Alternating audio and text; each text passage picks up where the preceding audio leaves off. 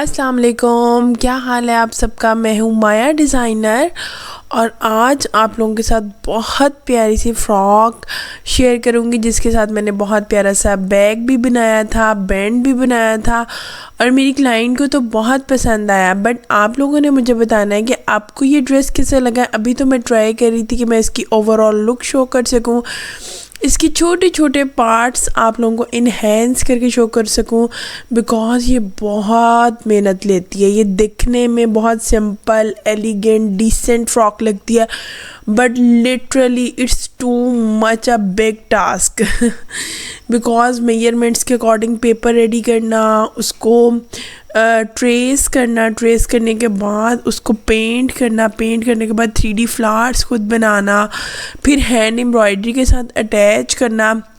It's a big task of this frock. तो ये बहुत बड़ा टास्क होता है और फिर इसके मटेरियल छोटा मिनी माइनर टाइप होता है और हम इस पर बड़ा वो नहीं लगा सकते। तो ये थोड़ा सा ना टफ़ प्रोसीजर होता है। ये इतना ईजी दिखने में बहुत इजी लगता है। मेरे ये पर्सनल एक्सपीरियंस है कि जब मैंने स्टार्टिंग में देखा था मुझे लगा यार it's not a big deal, I can do it. But जब मैंने किया मुझे समझ गई थी कि नो, इट्स नॉट इजी बाकी इंशाल्लाह ताला इसका कंप्लीट प्रोसीजर मैं आप लोगों के साथ शो करती हूँ। अगर आप लोग इसको बनाने का हौसला करें तो बहुत पेशेंस रखना है। स्टार्टिंग में बहुत मिस्टेक्स भी होती हैं। ये मेरा कोई 8 से 10वां ऑर्डर है। फर्स्ट ऑर्डर जो मैंने रेडी किया था उसमें मैंने काफ़ी मिस्टेक्स कर ली थी। जस्ट लाइक मेरे फ्लावर्स बड़े थे, मेरी पेटल्स कम थी, इस तरह की कुछ मिस्टेक्स थी। बट फिर सेकेंड ऑर्डर से मेरा काफ़ी अच्छा बन गया था। तो वो मैंने पहला भिजवाया ही नहीं था, मुझे अच्छा नहीं लगा था भिजवाना ना, क्योंकि अगर कोई इस तरह का ऑर्डर हो जाए तो मैं नहीं भिजवाती। हाँ, क्योंकि अक्सर क्लाइंट्स भी कई दफ़ा आपको फ़जूल में परेशान कर रहे होते हैं, वो चीज़ नहीं। लेकिन अगर जेन्युइन हो ना कि आप मुझसे वो चीज़ नहीं बनी तो मैं उन्हें दोबारा बना दी। अच्छा जी, यहाँ पे अब हम लोग स्टार्ट कर चुके हैं। यहाँ पे मैं ट्रेस कर चुकी हूँ और अब हम लोग इसकी पेटल्स और ब्रांचेस बना रहे हैं सारी। और ये बाजुओं की है, ये शायद बाजुओं, हाँ मुझे जहाँ तक लग रहा है ना कि ये बाजुओं के हैं। बट अभी इसकी बॉडी, इसका फ्लेयर सब की इसी तरह हम लोग पेटल्स। अच्छा, ये सिर्फ मैं पेटल्स और ब्रांचेस नहीं बनाऊंगी, मैं इसमें छोटे छोटे फ्लावर्स भी कहीं कहीं ऐड करूँगी। और जब मैं इसके ऊपर हैंडवर्क करूँगी तो वो जो मैंने फ्लावर पेंट से बनाए होंगे उसके अंदर सितारी ऐड करूँगी। इस तरह इसका प्रोसीजर होता है।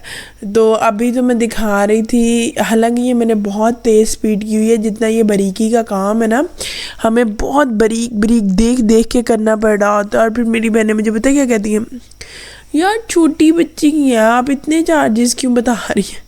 मैं एक बंदे को छोटी बच्ची हम बड़े ड्रेस पे एक जितना टाइम लग रहा है, एक जितना मेहनत हो रही है, तो वो फिर चार्जेस हाई होंगे ना। खैर, ये डिस्कशंस तो चलती ही रहेंगी। अभी हम बात करते हैं इसके प्रोसीजर पे। यहाँ पे मैंने, अच्छा अब ये जो 3D फ्लावर्स है ना, इसके फ्लावर मैंने बना लिया है और मैं इसको काविये से कट कर रही हूँ। बट ये मैं अभी एक कलर शो कर रही हूँ। मैंने सारा यही मेथड रखा। मैंने डिफरेंट ऑर्गेन्जा का फैब्रिक लेके डिफरेंट फ्लावर्स को बनाया, इस तरह कट किया। कट करने के बाद मैंने उसके साथ हैंडवर्क के साथ उसको अटैच किया, नॉट गम पेस्टिंग। और ये टू मच टेकिंग टाइम होता है, हर चीज़ को बहुत टाइम लगता है अगर आप मेहनत से करो। ये खैर इसका बैंड बन रहा था। यहाँ पे हम ड्राइंग करके इसकी मोती लगा के, पेटल्स लगा के उसके एम्बेलिशमेंट कर रहे थे डिफरेंट मटेरियल्स की, जस्ट लाइक पर्ल्स, सितारी, इस तरह के मटेरियल की, ठीक है। और उसके बाद हम लोग बैंड भी साथ साथ कर रहे थे, बैग भी साथ साथ ही बन रहा था, फ्रॉक भी साथ साथ स्टिच हो रही थी, क्योंकि हमें ये भिजवाना था और बहुत अर्जेंट।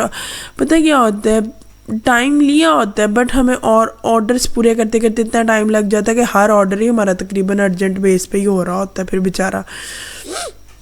क्योंकि मेरा जो वर्क है ना वो टाइम टेकिंग है, बहुत ज़्यादा टाइम टेकिंग है, इतना इजी नहीं है। लोगों को देखने में ज़रूर लगता है, क्योंकि लोग मुझे आके पर्सनली मुझे ऐसे लगता है कि उन्हें लगता है बहुत इजी वर्क है और मुझे से वो इसी तरह बात कर रहे हैं, it's not a big deal, छोटी सी बेबी है, आप इतने चार्जेस बता रही हैं, आप इतना काम तो नहीं है, हमें भी स्टिचिंग आती है। फिर मैं चुप कर जाती हूँ कि अच्छा यार ठीक है, फिर खुद बना लो। लेकिन बनवाना भी मेरे से है और चार्जेस भी अपनी मर्ज़ी के हैं, तो ये चीज़ें मुझे समझ में नहीं आती। अच्छा खैर, फिर भी ये आप लोगों का प्यार है, बस आप लोग अपनी दुआओं में याद रखो। और इसके अलावा एक अच्छा ताल्लुक़ बन जाए, इंसान को क्या चाहिए होता है।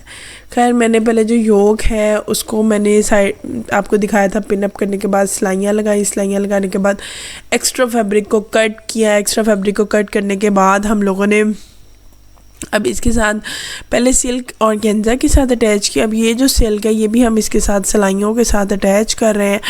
और उसके बाद हम लोग जो है ना वो इसके बाद जो है ना हम लोग इसके एक्स्ट्रा फैब्रिक को भी कट करके फिर इसका सीधा करेंगे योग को ना। अभी हम ऊपर वाला जो योग है उसी को रेडी कर रहे हैं। ये मैंने नेक एंड शोल्डर्स की सिलाई नहीं, सिर्फ नेक की सिलाई लगानी है, नो छोटे शोल्डर्स नो बड़े शोल्डर्स, और कहीं की सिलाई नहीं लगेगी। हाँ, बैक पे ज़रूर ज़िप की सिलाई लगेगी दरमियान में ना, क्योंकि इसकी बैक में ज़िप भी है और डोरियाँ भी हैं, दोनों चीज़ें हैं।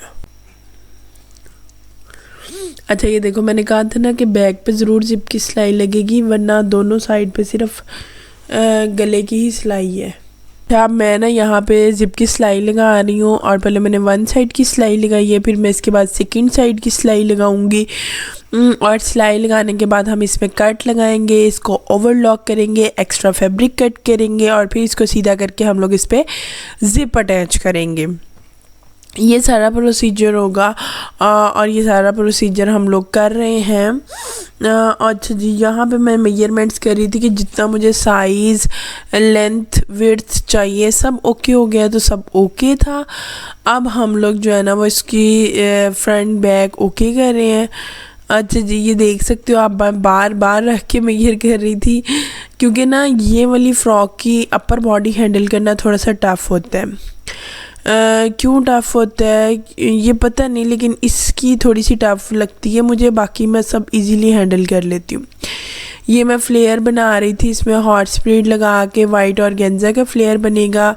इसके नीचे वो आएगी एक फ्लेयर केन का होगा, फिर स्लिप होगी, और इसके ऊपर ऑर्गेन्जा का ये हैंड एम्ब्रॉयडरी वाला फ्लेयर होगा। ठीक है, ये हम फ्लेयर को चुनटे डाल रहे हैं। ठीक है, आपने बाजुओं को भी इसी तरह चुनटे डालनी है और फ्लेयर को भी। मुझे लगता है ये बाजू हैं, फ्लेयर नहीं है, क्योंकि फ्लेयर को ना मैंने ऑर्गेन्जा को अलहदा चुनटे डालनी थी, सिल्क को अलहदा चुनटे डालनी थी। मैंने इस तरह किया था क्योंकि मेरा ऑर्गेन्जा का फ्लेयर सिल्क से काफ़ी बड़ा था, इसलिए। तो यहाँ पे ये बाजुओं को हम चुनटे डाल रहे हैं, और खैर मैंने बाजुओं को भी काफ़ी गफ चुनटे डाली हुई है काम करके। और हमने इसकी डबल, आजकल ये वाले बहुत ये जो फ्लफ़ी वाले बाजू है ना यही चल रहे हैं। अच्छा जी, यहाँ पे ना हम लोग कैन को कटिंग कर रहे हैं। कैन पट्टियाँ हम लोग काट लेंगे, और कैन पट्टी कट करने के बाद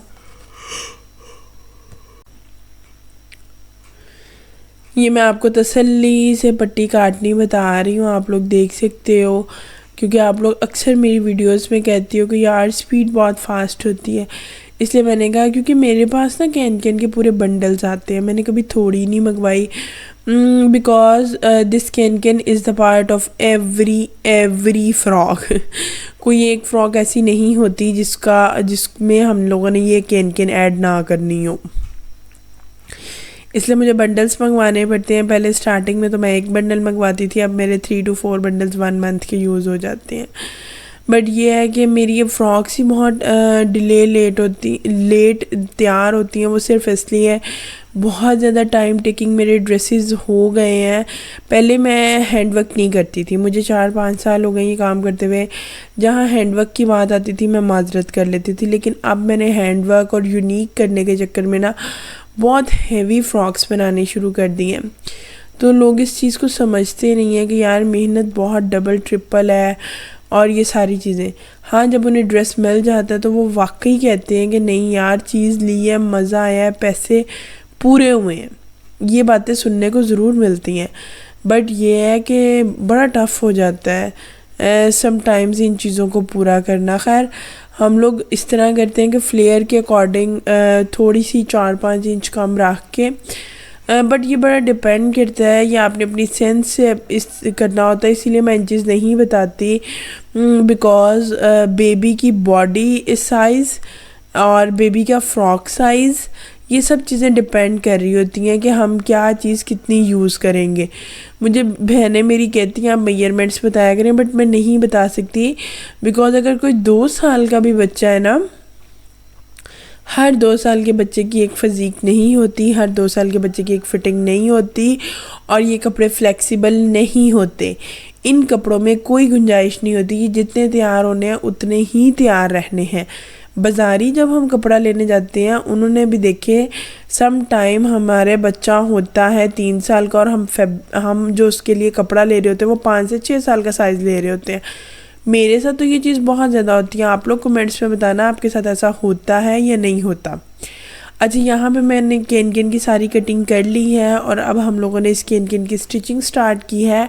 और स्टिचिंग इस तरह है कि हमने सारी पट्टियाँ साइडों पे सिलाइयाँ लगा लगा के जोड़ लेनी है, लंबी पट्टी बना लेनी है। उसके बाद एक एक पट्टी पे चुनट की सिलाई लगानी है, फिर इसमें चुनटे डालनी है, फिर इसको स्लिप पे लगाना, और देन ये रेडी हो जाएगा। अच्छा, मैं आपको बता रही थी कि हम लोग अक्सर जब बाज़ार जाते हैं ना, तो हम बड़े साइज़ में फैब्रिक वो कपड़ा लेते हैं। बिकॉज मैंने आपको बताया ना, हर बच्चे की फ़िज़ीक डिफरेंट है, हर बच्चे का बॉडी साइज़ डिफरेंट है। ये बहुत बड़ी वजह है कि मैं मेजरमेंट्स नहीं आप लोगों को साथ बता सकती। बिकॉज आप मेरी मेजरमेंट्स के अकॉर्डिंग कट कर लो और दोबारा वो उस बच्चे को पूरा ना आए, तो आपके दिल से बजाय दुआ निकलने के ना, आप कहोगे कपड़ा भी ज़ाया हो गया, क्लाइंट भी ख़राब हुआ, मैंने वीडियो देखी थी, आपका भी दिल ख़राब होगा। इसीलिए मैं मेजरमेंट्स उन्हें नहीं बताती। मुझे बहुत लोगों ने डीएम्स किए, मुझे बहुत इनबॉक्स में इस चीज़ का आया, गुस्से में भी लोगों ने कहा कि आप मेजरमेंट्स तो बताती नहीं है, फ़ायदा क्या। फ़ायदा सिर्फ ये कि आपको जब तक बेसिक स्टिचिंग नहीं आती होगी, आप डिज़ाइनिंग सीख के नहीं कर सकते। अगर आपको बेसिक स्टिचिंग सीखनी है, वो आप अपने इर्द गिर्द किसी टीचर से, किसी टेलर से, किसी दर्जन से सीखें। देन फिर आप डिज़ाइनिंग की जब आप वीडियोस देखेंगे तो आपको मुझे मेजरमेंट्स बताने की ज़रूरत नहीं पड़ेगी। ये छोटे पार्ट्स जब रेडी हुए थे तो मैंने एक वीडियो बना ली थी आप लोगों को दिखाने के लिए। यहाँ पे दोनों स्लीव्स, अपर बॉडी, डोरी एंड केन केन रेडी करके हम लोगों ने रखी हुई है कि यार ये देखो इस तरह पार्ट्स रेडी हैं, आप इनको ज्वाइन करेंगे तो that's the look of frock. इस तरह करके हम बोलेंगे और वो फ्रॉक जादुई तौर पे तैयार हो जाएगी, क्योंकि रील्स में तो ऐसा ही होता है ना, बट रियल में ऐसा नहीं होता। रियल में बिल्कुल भी ऐसा नहीं होता। रियल में ये पार्ट्स ऐसे ही पड़े रहते हैं, हम जिस तरह मर्ज़ी बोलें, जिस तरह मर्ज़ी चुटकियाँ बजाएं, हमें स्टिचिंग करनी पड़ती है। रियल दुनिया कुछ और है, हमें उसमें मेहनत करनी पड़ती है और फिर ये लुक्स निकलती हैं। अच्छा जी, यहाँ पे हम लोगों ने स्टिचिंग के बाद भी इसके ऊपर एक बारीक लाइन का काम किया है और वो आप लोग देख सकते हो कि पहले वीडियो में नहीं है। खैर, आप लोगों को मेरा आज का आर्टिकल कैसा लगा, और आज हम लोगों ने बहुत ढेर सारी बातें की, मुझे बहुत मज़ा आया आपसे बातें करके। आप लोगों को वीडियो देखने का मज़ा आया या नहीं, ये कमेंट बॉक्स में बताइएगा, और कहाँ से देख रहे हैं। अल्लाह हाफिज़, अपना बहुत सारा ख्याल रखिएगा।